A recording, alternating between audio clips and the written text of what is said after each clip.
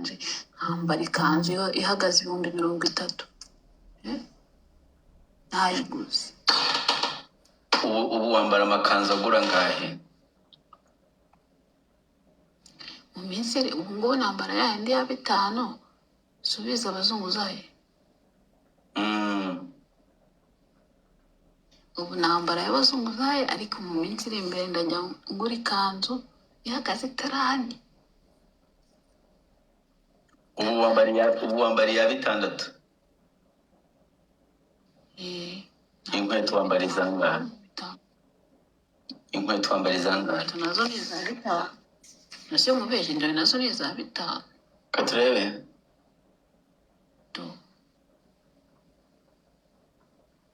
Niyo warayiguze?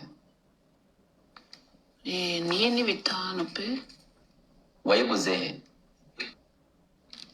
Ingene iguze Ziniya, mu isoko rya Ziniya. Aya Kicukiro? Yego. Ese utuye he? Nyamirambo. Sinibaza ko ahantu wagurira Ziniya se wagiye Ziniya, sinibaza ko wagurira ahubwo nk'Inyabugogo cyangwa hehe n'Inyamirambo hariyo n'amaduka. Ariko waruzi ukuntu njya Nyabugogo abantu bakavuga ngo dore ejo heze, ngo dore ejo heze. Tinyira ubwabo bujya Nyabugogo. Nyabugogo yigezeyo abantu bose bahita bayagara. Cyane. Kandi Ziniya niho twari dutuye mbere nyine, urumva abanzi ntago bashobora nyine nyine ntago babanzi nyine baba bahanze. Niho wari utuye kera. Ubu kongera gusohokana n'umugabo ewana ni ibintu bigoye. Umugabo bazongera kumbonana nawe ni wowe du. Ngo? Ni wowe. Umugabo bazongera kukubonana nawe ni njyewe? Ni wowe. None se njyewe uzanyemerera ngo tware ubusugi? Of course. Yes.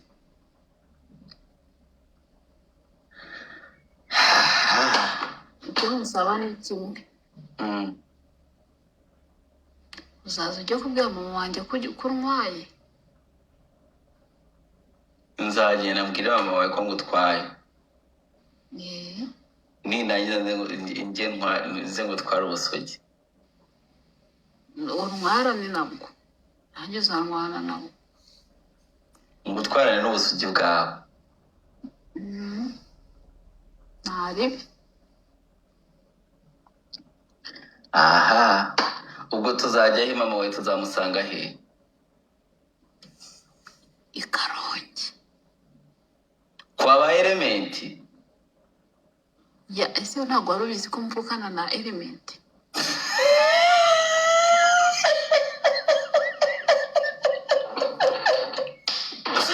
Bazubwire. Element uzahana basi kuvukana nawe. Okay. Uvukana gute na Element? Reka maze ntangiriraho. Tuvuka I Karongi twembi.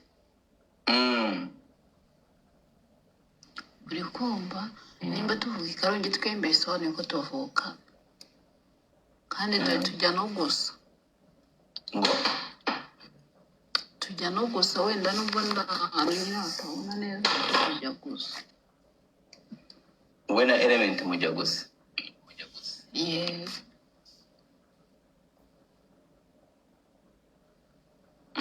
Tujya gusa. Basi aho Element ava I Karongi urahazi, ukavuga ati hariya ni kwa ba Element, muba muhazi? Ntago mazi, ariko avuka I Karongi, ntago nzi ngo iwabo ni he. Nanjye niho nshaka kumenya.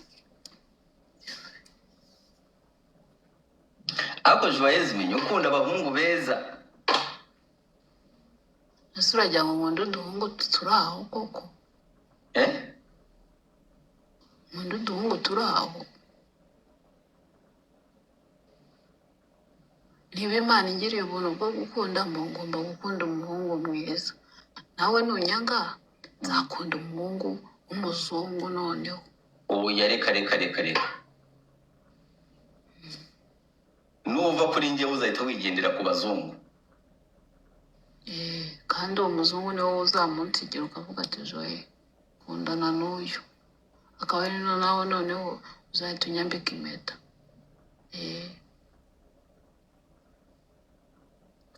Joyce ko ikindi urumva ko wowe na Dr. M mwaradukinnye do twabakina gute? mani njyewe ntawe ushobora kumva ubukwe ukuntu bushobora gupfa. Twari twatangiye nari natangiye gupanga ibi ubukwe bwa Joyeuse, yewe ibyo tugomba gukora. Ariko do ibaze ibi byose byabaye twarasabye umurenge barawutwimye.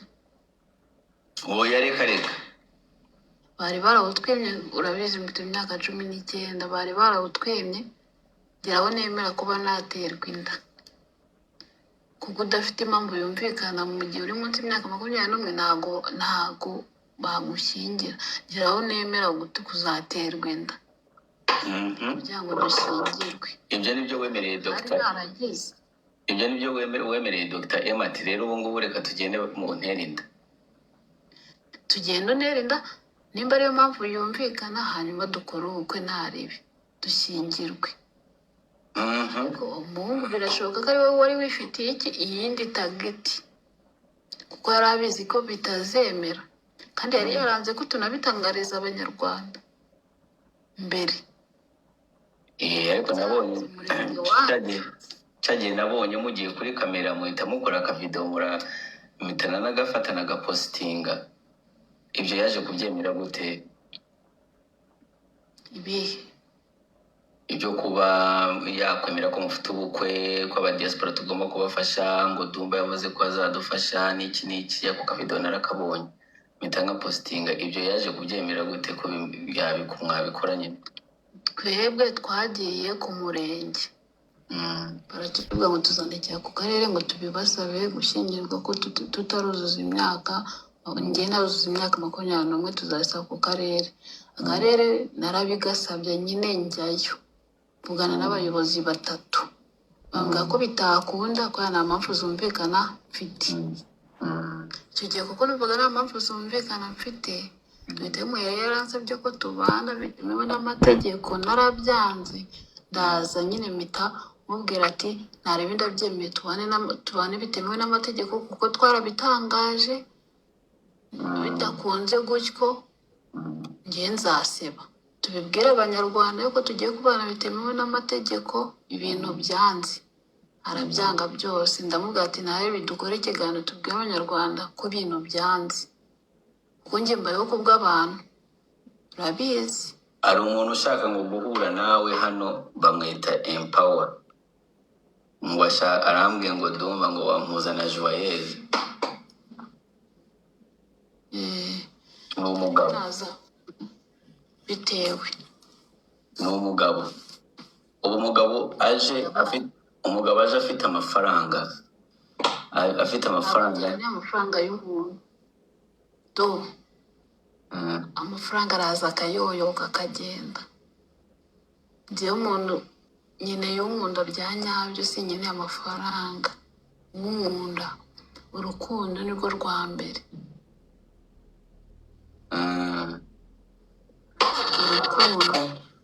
Ariko Joyeuse nawe umera nk'abandi bakobwa. Hari ubwo ujya ugira nijoro ukumva urimo uraribwa hasi, urimo urashaka gukora ibintu.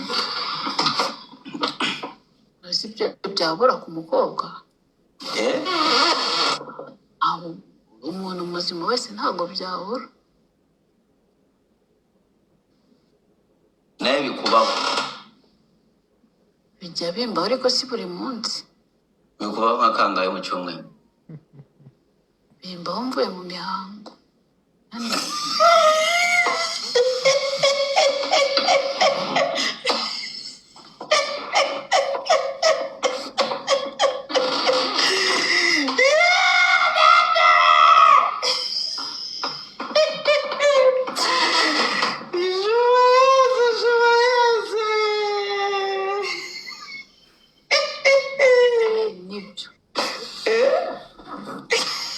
nibyo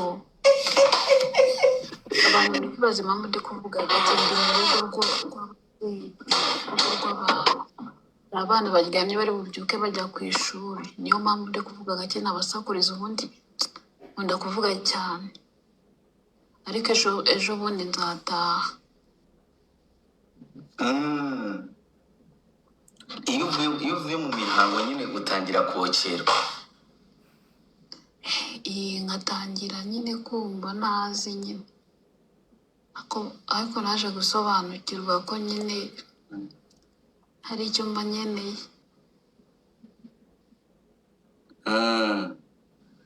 Nonese ko ubu wari ufite umugabo uvuga ati uzanabivura, ubwo ko bigiye kuzajya bimera ko imihango utazareka kuyivamo, uzajya ubigenza gute?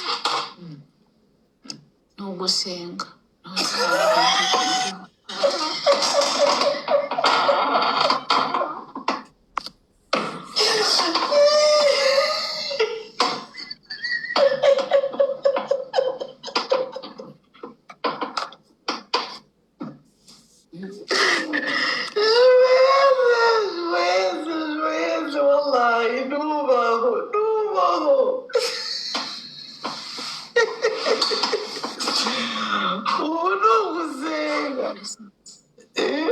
Erega ibi bintu Imana yabindinze imyaka yose bimaze ku isi.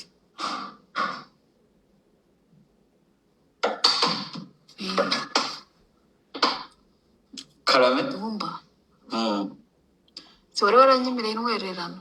yego she wanjye nayo nazi kwemerera. Musaba akantu ugiye kuzangurira.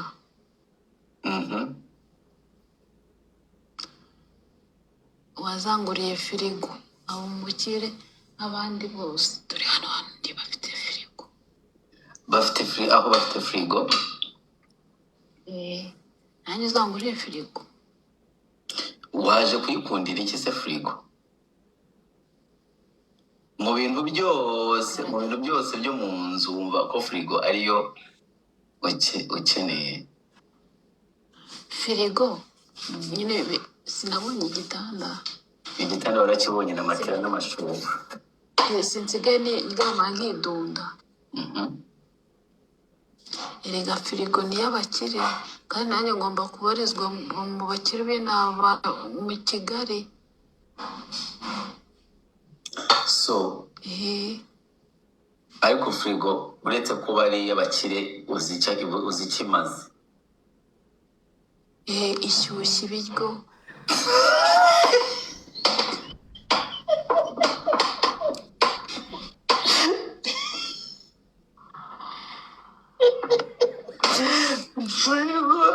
Firigo ikora iki? nyine urabona gutya umuntu nyine aba yaraje nk'ibiryo, hari igihe mbyuka nkasanga byapfuye, kandi mu by'ukuri mba nyine kubirya ari agashyushyu, nyine nkajya nshyiramo ibiryo byanjye byaraye, nkabyuka nkabishyushya nyine nkabirya. Ntabwo n'ubundi ndabyumva neza. Firigo uzayikoresha gushusha ibiryo cyangwa kubikamo ibiryo uzashusha? Kubikamo ibiryo nzashyushya, nari nibeshye. Okay, firigo uzayibikamo ibiryo? Yego, nzashyushya. Uzashusha? Okay, birumvikana. So uzajya ushuhiriza mu ki? Mu safuriya. Ku mbabura? Yego. So firigo rero wayikundiye kubera nyine ushobora kwibikamo ibiryo n'ibipfe? Kubikamo ibiryo n'ibipfe, ukabyuka ukabishyushya.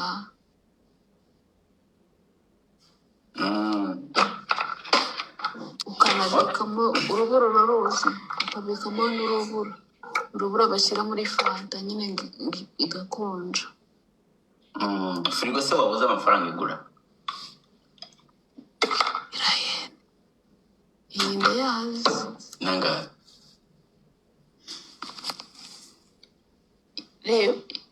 Reba ya firigo. Ninyegereza niba nta muntu uhari.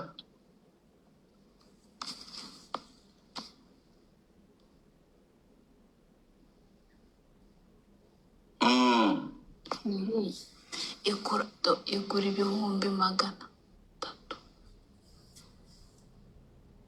igura ibihumbi 300. Yego. niba ushaka ko nzakugurira. Kandi urabyumva firigo rega ni igikoresho gikomeye cy'abakire. Umukire wese aba agitunze muri uyu mujyi wa Kigali.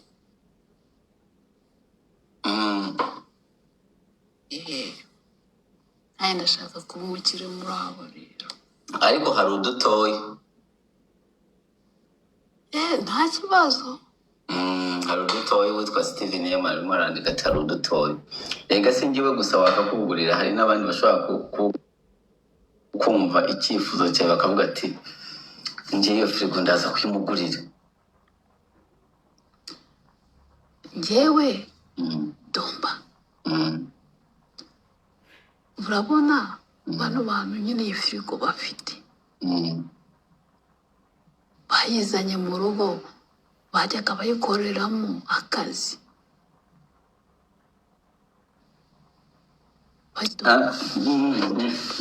Bajyaga bayikoreramo akazi nyine bagacuruza, bajyaga bacuruza.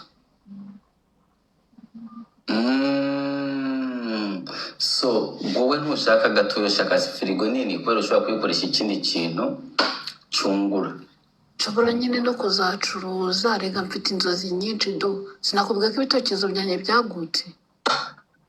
Nshobora nko kubona firigo ejo n'ejo ubundi ukabona amazi nk'agakantine si ukazi? Ndakabona. Kamwe muje mwita alimentation aho ngaho.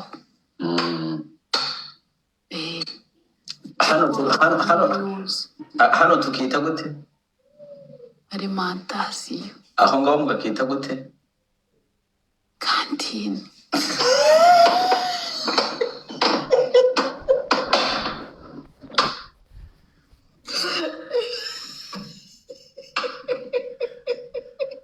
Oya nibyo.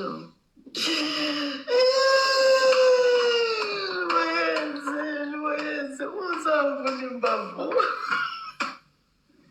Oya nibyo.